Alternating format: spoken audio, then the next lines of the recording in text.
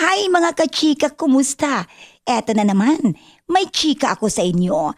Salvador Medialdea na touch kay Senator Ruben Padilla. Sana daw, best friend na rin sila. Ay, eto ang chika.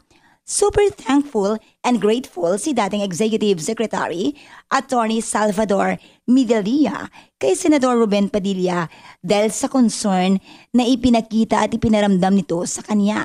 Ito'y matapos nga siyang samahan ng aktor at a public servant mula nang ipasok siya sa ambulansya papuntang ospital sa The Hague, Netherlands, March 18 kahapon. Sumama kasi ang pakiramdam ni Medialdea nang dalawin si dating Pangulong Rodrigo Duterte sa detention center ng International Criminal Court o ICC sa The Hague kung saan nililitis ang mga kaso niyang crimes against humanity. Alam niyo ba, mga kachika, payag ng Philippine Embassy sa Netherlands na mababasa sa kanilang Facebook page, Attorney Salvador Medialdea went to the ICC detention center early this morning, last March 18, for scheduled visit sa former President Rodrigo Roa Duterte.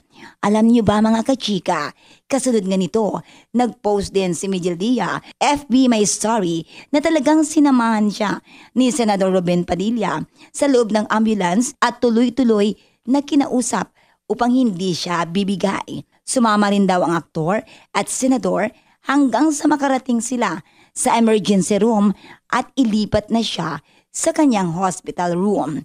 Sabi pa nga, sana raw ay maging best friend na rin niya ang Senador Ruben Hood Padilla. Maraming salamat sa pag-alaga mo sa akin kahapon o kaninang umaga. Hindi mo nga ako iniwan at habang nasa loob daw siya ng ambulance. Okay, o diba?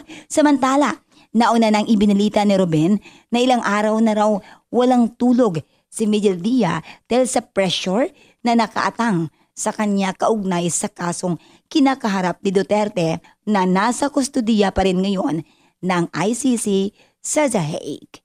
Okay, o imagine that? Hindi talaga iniwan ni Senador Ruben Padilla. Ganyan ang totoong tao.